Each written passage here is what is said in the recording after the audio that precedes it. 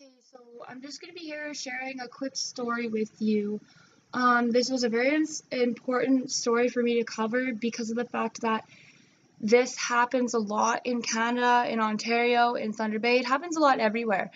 I couldn't find really any key stories that had happened in Canada and Ontario and Thunder Bay, probably due to the fact that a lot of them are covered up, but this was one story that stuck out to me.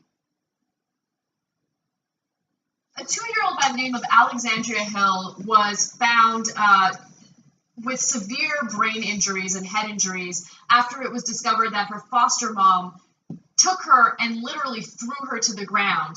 And when you really delve into the story, you find out that this little girl was taken away from her parents for two different reasons. First reason was because her father admitted to smoking marijuana while she would sleep.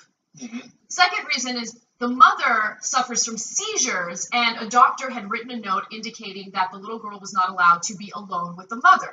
So based on those two things, Child Protective Services in Texas determined that these parents might not be suitable to be the primary caretakers of the little girl. So they took the little girl out of their custody and placed her in foster care. Now, in Texas, Child Protective Services has a third party that does background checks on potential foster parents, but unfortunately, the woman who took care of this little girl, her name is Cheryl, Cheryl Small, apparently had a history with foster kids in the past. Like, she had this one child who had bruises. They had to investigate her, and then later they found, okay, well, maybe she's not abusing her. There's no big deal. But that should have been a red flag.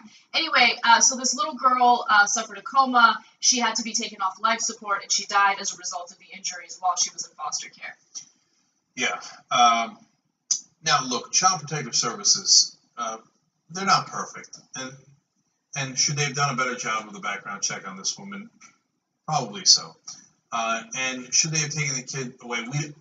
Based on the facts that we see here, we don't think so. Now, the dad did agree to let them take the kid, but that could have very well been part of a agreement. Well, look, if you don't do that, then you're never going to see your kid again. A threat. But if you do, and you do the right things, then maybe we can give the kid back to you. Which they never do on temporary care orders. Sure never give back the child. My main issue isn't with Child Protective Services. My main issue is with our insane laws on drugs. No, Child Protective Services was doing what it is supposed to do under the law. The law in Texas states that marijuana is illegal. Texas is one of the states that is very, very strict on marijuana. And so they're just doing their jobs. They think, oh my God, this guy is smoking marijuana while their child is asleep. Never mind the fact that there are a number of parents who like to drink while their kids are asleep, but that's totally legal. That's totally fine. So they did what they were supposed to do. I wish that there was a more thorough background check, but that was a third party that should have been more, attentive, I guess. So look, the bottom line is we took. So we're looking at this story, okay, and we're seeing multiple things here. We're seeing the fact that they did not do a thorough background check on the foster parent. Not even a thorough background check, but the fact that she was a continued foster parent in the beginning is sickening to me. The second thing was that she got taken away because of a medical issue, which can under law be based on discrimination, and because the father had admitted to smoking a joint. So you're showing people out there that they cannot be honest with the system. He was honest enough in saying that, yes, he had smoked a joint. Maybe the father should say, yeah, you know what, I had smoked a joint, I had done wrong, I noticed I did wrong, I know I did wrong, but it's not going to happen again. But even under those conditions, they don't care.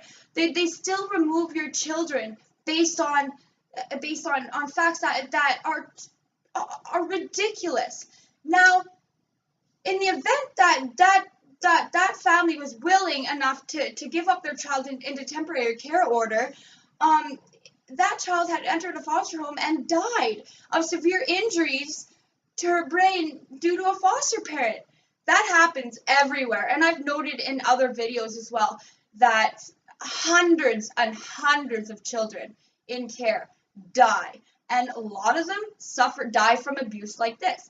Either they die from abuse or they die from neglect. It doesn't matter, they die.